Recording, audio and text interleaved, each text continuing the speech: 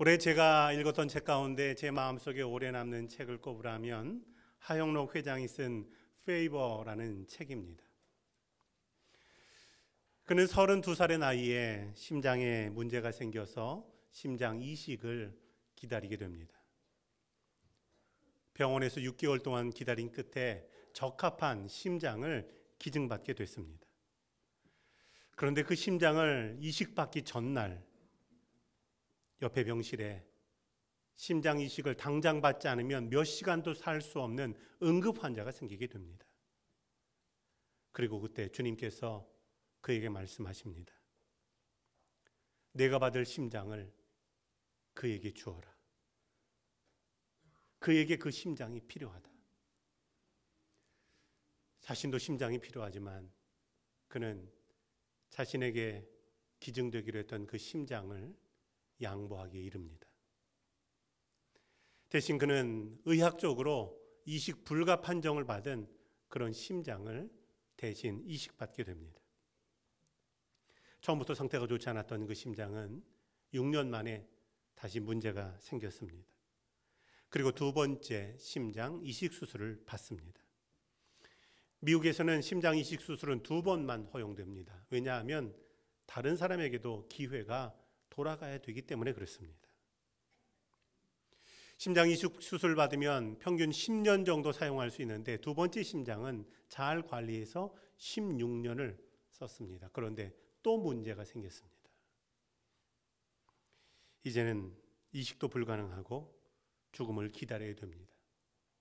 그런데 의사가 이런 얘기를 들려줍니다. 법이 바뀌었습니다. 첫 번째 이식받았던 그 심장은 불량심장이었기 때문에 그 심장 받은 횟수는 제하게 됐습니다. 한 번 더 받을 기회가 생긴 겁니다. 그는 책에서 이런 고백을 합니다. 심장을 다른 사람에게 양보했던 것도 하나님의 은혜고, 2번이나 심장 이식 수술을 받아서 지금껏 살게 된 것도 하나님의 은혜고, 그리고 첫 번째 그 양보 때문에 얻게 된 또 한 번의 기회도 하나님의 은혜입니다 라는 것입니다. 한 해 동안 우리 교우들의 삶 속에 어떤 일들이 있었습니까? 때로는 삶에서 놓친 것도 혹은 다시 잡은 것도 하나님의 은혜라고 하는 고백이 있기를 주의 이름으로 축복합니다. 오늘 읽은 말씀에서 사도 바울은 자신이 지금껏 살 수 있었던 것, 그게 하나님의 은혜라고 고백합니다. 우리는 하나님의 은혜라는 말을 듣기도 하고 그 말을 사용하기도 합니다. 여기서 은혜라고 하는 건 어떤 의미입니까? 원어로는 카리스라는 의미로 그 의미는 기쁨, 선물이라는 의미가 있습니다. 그리고 이 카리스라고 하는 것에 또 다른 의미가 있는데 그것은 바로 호의라는 것입니다. 어떤 사람이 내게 호의를 베푸는데 이건 내가 생각해도 내가 이런 호의를 받을 자격이 없는데 생각이 들면 우리는 그 호의가 과분하다라고 생각합니다. 하나님께서 우리에게 호의를 베풀어 주시는데 과분하게 베풀어 주시는 호의, 그것을 성경은 은혜라고 그렇게 말씀합니다. 하나님의 은혜라고 하는 것. 그래서 우리는 자격 없는 우리에게 값없이 주는 것이라고 그렇게 부르는 것입니다. 바울은 고린도 교회 교우들을 향해서 나의 나된 것은 하나님의 은혜입니다 고백하고, 또 그 교회 교우들을 향해서 여러분도 나의 나된 것이 하나님의 은혜인 것을 고백하십시오 이렇게 권면하고 있는 것입니다. 고린도 교회에는 하나님의 은사를 받은 사람들이 많았습니다. 놀라운 은사를 받으면 교회가 점점 좋아져야 되는데, 그런데 고린도 교회는 그렇지 못했습니다. 자신이 받은 은사를 가지고 이 은사가 크다 혹은 작다, 저 은사가 높다, 이 은사가 낮다 이렇게 말하면서 시끄러웠습니다. 은사를 가지고 교회에 충성하고 성도를 유익하게 해야 되는데 그렇지를 못했다라는 것입니다. 그러나 우리가 하나님의 은사를 체험할 때 어떻게 체험합니까? 그 은사를 체험할 때 먼저 우리에게 있는 것이 하나님의 은혜라고 하는 사실입니다. 은혜 없이는 은사가 없는 것입니다. 사도 바울은 그래서 고린도전서 13장에서 방언을 하고 통역의 은사가 있다고 하더라도 사랑이 없으면 아무것도 아닙니다 라고 말합니다. 은혜가 사라지면 아무것도 아니라는 것입니다. 여름에 가뭄이 들고 비가 오지 않으면 댐 옆을 지나가다 볼 때 댐의 수위가 많이 낮아져 있는 것을 보게 됩니다. 댐의 수위가 낮아지게 되면 이제 댐의 문을 열고 발전하는 것도 멈춥니다. 물을 흘려보내는 것도 멈추게 됩니다. 그러다가 다시 비가 와서 댐의 수위가 높아지면 전기를 만들어내기도 하고 필요한 곳으로 공업용수로 농업용수로 용수를 보내게 되는 것입니다. 우리의 믿음의 분량이라고 하는 것, 그건 결국은 우리의 은혜의 분량이라고 하는 것입니다. 우리 교우들의 삶 속에 하나님께서 어떤 은혜 주셨습니까? 은혜가 풍성한 삶은 어떤 삶입니까? 오늘 말씀을 통해서 몇 가지로 함께 은혜를 나누고자 합니다. 첫 번째로는 우리가 삶의 부끄러운 순간에도 하나님의 은혜가 있다라는 사실을 기억하라라는 것입니다. 바울은 자신이 걸어온 길을 돌아봅니다. 그리고 9절에 이렇게 고백합니다. 나는 사도 중에 지극히 작은 자라 내가 하나님의 교회를 박해하였으므로 사도라 칭함 받기를 감당하지 못하리라 라는 것입니다. 바울은 왜 이런 말 합니까? 바울은 초대교회의 순교자였던 스데반 집사가 순교할 때 그 자리에 있었습니다. 사람들은 스데반 집사를 향해서 돌을 던졌습니다. 바울이 역시 돌을 던졌는지 안 던졌는지는 성경에 정확히 기록하고 있지 않지만 그러나 바울이 그 자리에 있었습니다. 사도행전 8장 1절을 보면 그는 스데반 집사가 죽는 것이 당연하다라고 여겼다라는 것입니다. 바울은 그것으로 만족하지 않고 숨어있는 그리스도인들을 잡아서 죽이는 일에 앞장서기도 했다라는 겁니다. 오늘날로 말하면 바울은 안티 기독교인의 앞장서 있었던 그런 사람이었던 것입니다. 그런 그가 예수님을 만납니다. 그리고 지금은 예수님을 전하는 사도가 되어 있다라는 겁니다. 자신의 과거를 돌이켜보면 부끄러울 뿐이었던 것입니다.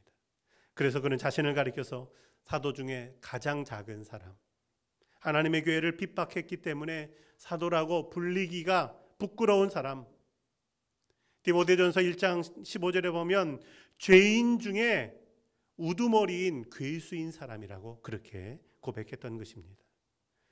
사도가 된 후에 과거 일을 생각하면 너무 부끄럽습니다. 하지만 이런 부끄러움보다 그에게 더 큰 은혜가 있었다라는 것입니다. 그게 바로 부활하신 예수님께서 찾아와 주시고 만나 주시고 그리고 그를 불러주셨다라는 사실입니다. 마찬가지로 용서받기 어려운 죄인인데 십자가의 보혈로 하나님께서 용서하시고 은혜 주셔서 여기까지 올 수 있었다면 우리 역시 나의 나 된 것은 하나님의 은혜입니다 라고 고백할 수밖에 없는 것입니다. 찬송가 나 같은 죄인 살리신이라는 찬송가는 영국 목사님인 존 뉴턴 목사님이 작사했습니다. 목사님은 원래 노예 상인이었습니다. 그런데 그것이 하나님 앞에서 죄가 된다라는 사실을 깨닫고 노예 상인의 일을 버리고 목회자가 됩니다. 존 뉴턴 목사님은 목회하다가 나이가 들어서 기억력이 쇠퇴해졌습니다. 그런데도 늘 했던 말이 있습니다. 그것은 내가 다른 건 다 잊어버린다 할지라도 잊어버릴 수 없는 한 가지가 있습니다. 그건 내가 과거에 너무 큰 죄인이었다라는 사실과 그럼에도 불구하고 예수님께서 나를 사랑하시고 용서해 주셨다라는 것입니다. 나 같은 죄인 살리신이라는 찬송가 가사 가운데 나 처음 믿은 그 시간 귀하고 귀하다라는 가사가 있습니다. 그 첫 시간 사실은 그 존 뉴턴 목사님에겐 부끄러운 시간이었습니다. 하지만 그 시간이 그에게는 은혜의 시간이 되었다라는 것입니다. 지난 화요성서 아카데미의 주제는 하나님 마음에 드는 사람 다윗이라는 주제였습니다. 다윗은 정말 하나님께서 기뻐하셨던 사람입니다. 그런데 그의 삶에 부끄러운 수치가 있습니다. 그건 바로 밧세바 사건입니다. 자신의 부하였던 우리아의 아내 밧세바를 볼 때 정욕이 일어났습니다. 그리고 결국 죄를 범하고 말았습니다.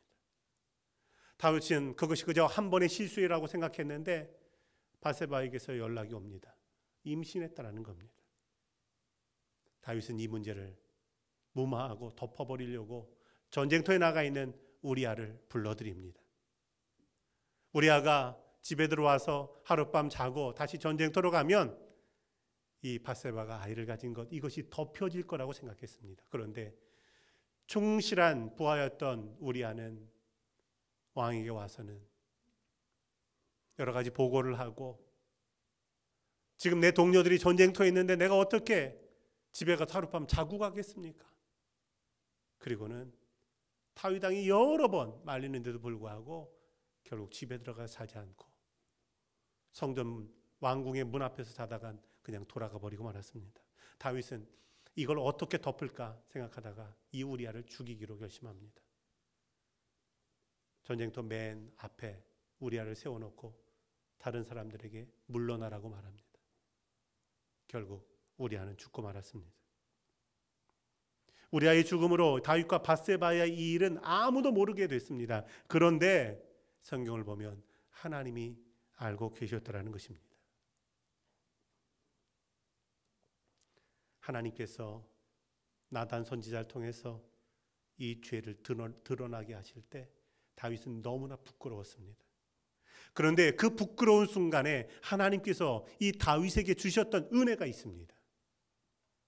그것은 무엇이냐 하면 선지자의 말씀을 들을 때 통회하며 회개하는 심령을 주셨다라는 것입니다. 나단 선지자가 와서 하나님 말씀 전할 때 그 선지자마저 죽여버리는 것이 아니라 그 선지자 앞에 무릎 꿇고 회개했다라는 것입니다. 시편 51편에 보면 통곡하며 하나님 내 죄를 사해 주옵소서 가슴을 치며 울며 또 기도했던 다윗의 모습을 볼 수가 있습니다. 사도 바울도 자신의 부끄러웠던 자리, 그 스데반 집사가 죽는 자리, 그 자리에서 누린 은혜가 있습니다. 그건 바로 스데반 집사가 죽기 전까지 복음을 전했다라는 것입니다. 설교했다라는 것입니다. 부끄러운 시간이었지만 말씀을 듣게 될 때 당시에는 그것을 인정하지 못했지만 그의 마음이 무너져가고 결국 예수님을 만나고 그리고 예수님의 은혜를 누리는 그런 복 있는 시간이 되게 되었다라는 것입니다. 우리가 예수님 처음 만날 때 기쁨과 감사가 충만했습니까? 아니면 눈물이 있었습니까? 대부분은 눈물을 흘리는 것으로 믿음이 시작됩니다. 왜냐하면 주님 만나게 될 때 내가 얼마나 큰 죄인인가를 깨닫고 동시에 주님이 나를 얼마나 사랑하시는가를 깨닫게 되기 때문에 그렇습니다. 부끄러움 속에서도 말씀을 주시는 것이 은혜입니다. 부족함 가운데에도 용서하시는 것이 은혜이고, 그리고 우리가 새롭게 시작할 수 있는 기회를 주시는 것이 은혜인 줄로 믿습니다. 우리 교우들의 삶의 모든 순간에 하나님의 은혜가 있음을 믿으시기를 주의 이름으로 축원합니다. 두 번째로 우리가 그 은혜에 감사할 때 그 은혜는 헛되지 않다라는 것입니다. 바울은 10절 상반절에서 이렇게 고백합니다. 나의 나된 것은 하나님의 은혜입니다. 이 고백의 의미는 과거에 내게 은혜를 주셨을 뿐만 아니라 현재의 오늘도 하나님은 나에게 은혜를 주십니다 라는 고백입니다. 그리고 이 은혜가 헛되지 않았다라고 말합니다. 하나님께서 주시는 은혜 가운데 길가에 쏟아버리는 것 같은 그런 헛된 은혜가 있는가 하면 마음 깊숙한 곳에 간직하는 은혜가 있다라는 사실입니다. 그리고 길에 쏟는 것과 마음에 깊이 간직하는 것의 차이는 어떤 은혜냐에 따라 달라지는 것이 아니라 그 은혜를 받는 사람에 따라 달라진다는 사실입니다. 은혜에 감사하지도 못하고 또 은혜를 기억하지도 못한다면 그것은 결국 은혜를 땅에 쏟는 것입니다. 그러나 은혜를 기억하며 은혜를 감사하는 것, 그것이 바로 우리 마음속 깊은 곳에 은혜를 간직하고 그리고 은혜로 사는 그리스도인의 모습인 것입니다. 구약의 히스기야 왕은 선한 왕으로 많은 업적을 남겼습니다. 그런데 한 가지 부족한 것이 있습니다. 그게 바로 받은 은혜를 감사하지 못하고 잊어버린 것입니다. 여러 가지 위급한 일이 있을 때마다 하나님은 도움을 주셨습니다. 때로는 사람의 힘과 능력으로 안 되는 일이 있을 때에도 하나님은 도와주셔서 그 어려움을 넘어가게 하셨다라는 겁니다. 그런데 히스기야는 그 일들로 명예도 얻고 나라도 안정되고 주변 나라 왕들에게 부러움도 샀지만 그러나 하나님의 은혜라고 하는 사실을 잊고 있는 것입니다. 역대 32장 25절을 보면 히스기야가 마음이 교만하여 그 받은 은혜를 보답하지 아니하므로 진노가 그와 유다와 예루살렘에 내리게 되었다라고 말씀합니다. 성도는 삶의 기도의 제목이 있을 때, 문제가 있을 때 하나님 앞에 매달립니다. 그리고 그때마다 하나님께서 외면하지 않으시고 우리에게 은혜를 베풀어 주십니다. 그 은혜를 내 삶에서 간직하며 누리며 사는 것, 그것은 그 은혜에 감사하며 사는 것임을 기억하시기 바랍니다. 우리가 걸어온 길에 하나님의 은혜가 아닌 것이 없습니다. 지난 주간에 저는 제가 담임 목사님으로 모셨던 분과 같이 점심 식사를 했습니다. 식사하면서 이런저런 대화를 하다가 문득 기억나는 일이 있었습니다. 제가 부목사로 부임했을 때 저에게 노트북을 한 권이 아닙니다. 노트북은 노트가 아닙니다. 노트북을 하나 사서 저에게 선물로 주셨습니다. 당시 최고로 좋은 일제 바이오라고 하는 노트북이었습니다. 뿐만 아니라 제가 부목사로 있을 때 교회에서 바자회를 하는데 양복을 팔게 되면 저에게 양복도 사주셨습니다. 제가 식사하다가 문득 그게 떠올라서 그런저런 얘기를 하다가, 물론 제가 그걸 받았을 때도 감사합니다 그렇게 했겠지만 벌써 오랜 시간이 지났는데 그때 정말 감사했습니다. 제가 다시 감사를 드렸습니다. 목사님은 그 오래전 일이라서 벌써 잊어버렸다고 그렇게 말씀했습니다.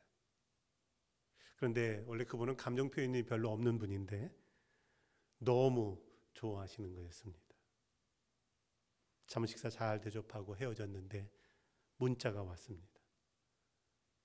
식사 감사하다고, 다음에는 본인이 꼭 대접하겠다고,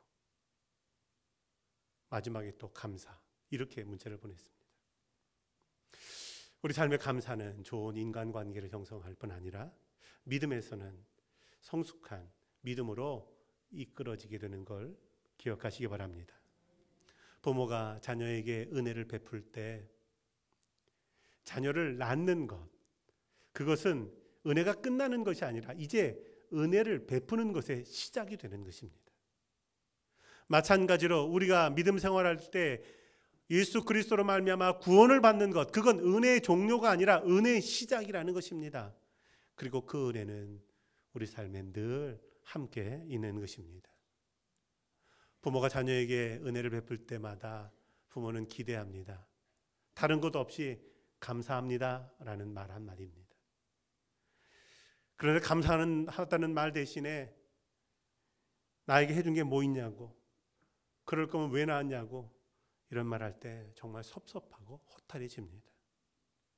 은혜를 은혜로 느끼지 못하는 것은 불행한 일이다라는 것입니다. 우리가 하나님의 은혜를 받는데 어느 틈엔가 하나님의 은혜가 내게서 당연한 것으로 여겨질 때가 있습니다. 그럴 때 뭐가 사라집니까? 감사함이 사라집니다.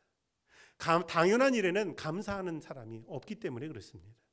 사도 바울은 자신이 선교하며 세웠던 교회들에게 편지하며 항상 감사로 기도하고 감사로 찬송하라고, 말이나 일이나 무슨 일이든지 항상 감사의 마음을 잃지 말라고 그렇게 권면합니다. 하나님께서 내게 주셨던 직분 그리고 사명, 그건 우리 보고 주신 것이 아니라 은혜로 주신 것임을 기억하시기 바랍니다. 그리고 그것에 감사하는, 그래서 하나님께서 내게 베푸신 은혜가 헛되지 않는 우리 교우들 되기를 주의 이름으로 축원합니다.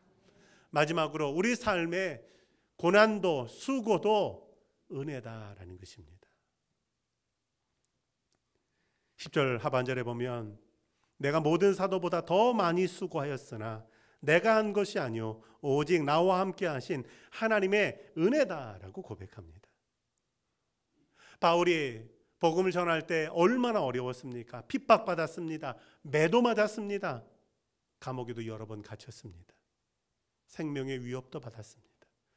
때로는 춥고 때로는 굶주렸고 때로는 헐벗었습니다. 그러나 바울은 이 모든 수고를 하나님의 은혜라고 그렇게 고백합니다. 우리의 신앙생활에서 때로는 세상과 다른 역설적인 것이 있습니다. 세상에서는 무엇이든지 잘 되고 형통하면 그게 은혜라고 생각합니다. 건강했다가 회복되고 나면 은혜라고 생각하고 실패했다가 성공하면 그것이 은혜라고 생각합니다. 그러나 믿음의 길에서는 때로는 성공만이 하나님의 은혜가 아니라 실패도 하나님의 은혜라고 고백할 때가 있습니다. 건강한 것만이 하나님의 은혜가 아니라 약해진 것도 하나님의 은혜라고 고백할 때가 있습니다. 자유롭게 복음을 전하는 것만 하나님의 은혜가 아니라 핍박받고 매맞고 감옥에 갇히는 것조차도 하나님의 은혜라고 여길 때가 있다라는 것입니다. 결국은 우리가 여기서 살아있는 것만 은혜가 아니라 이 땅에서의 삶을 다하고 이 땅에서의 죽는 순간도 그래서 우리는 하나님의 은혜라고 고백하게 되는 것입니다. 그래서 바울은 사는 것도 하나님의 은혜지만 죽는 것도 내게 유익하다 그렇게 고백한 것입니다. 지금은 고인이 되신 빌리 그레이엄 목사님이 노년에 쓴 책 새로운 도전이라는 책이 있습니다. 원서 제목으로는 Nearing Home이라는 집이 가까웠다 이런 책입니다. 그 책에 보면 한 청년에 관한 이야기가 나옵니다. 한 청년이 고속도로에서 운전을 하다가 가슴에 통증을 느꼈습니다. 그래서 바로 병원으로 갔습니다. 병원에서 그가 진단받기를 심장암이라는 겁니다. 우리 인체 장기 가운데 과거에는 심장에는 암이 생기지 않을 거라고 생각했습니다. 그런데 드물게 심장에도 암이 생긴다는 겁니다. 심장은 일부분 도려낼 수도 없습니다. 정말 치료가 어려운 암입니다. 그런데 심장암이라고 하는 진단을 받았는데 이 청년의 얼굴이 어둡지 않고 때로는 해처럼 빛나는 것처럼 밝더라는 겁니다. 그래서 물었습니다. 어떻게 얼굴이 그렇게 밝습니까? 그때 그 청년이 이런 대답했다는 겁니다. 저는 어떻게 되든 승리자입니다. 살아도 이기고 죽어도 이긴 것입니다. 왜냐하면 주님이 제 안에 계시기 때문입니다 라고 고백했다는 것입니다. 우리가 믿음의 길을 걸어갈 때 삶의 그 어떤 것도 의미가 없는 것이 삶의 의미가 있는 것처럼 우리 삶의 모든 순간에 하나님의 은혜가 깃들어 있다는 사실을 기억하시기 바랍니다. 어떤 교우들은 참 맡기 어려운 책임, 사명을 맡겨드리게 될 때 의외로 이런 대답을 하시는 분들이 있습니다. 목사님, 이 사명, 이 어려운 책임 주셔서 제가 은혜 받을 수 있는 기회 주셔서 감사합니다. 이건 맡겨주셔서 내가 축복받을 수 있는 기회 주셔서 감사합니다 라는 것입니다. 이런 고백이 바로 수고에도 고난에도 은혜가 있다라고 하는 바울의 믿음의 고백과 같은 고백이 되는 것입니다. 시편 기자는 시편 116편에서 노래합니다. 여호와께서 내게 주신 모든 은혜를 무엇으로 보답할꼬. 우리가 무엇으로 보답할 수 있겠습니까? 억만금의 금으로도 보답할 수 없습니다. 그러나 오늘 사도 바울의 고백처럼 나의 나된 것은 하나님의 은혜입니다 고백하는 것은 주님에게 대답이 되는 줄로 믿습니다. 올 한 해 내게 주신 은혜 감사하며 겸손하게 믿음으로 나아가고, 그리고 내일의 삶에 또 다른 은혜를 예비하신다라는 소망 가운데 거하는 우리 교우들이 되기를 주의 이름으로 축원합니다.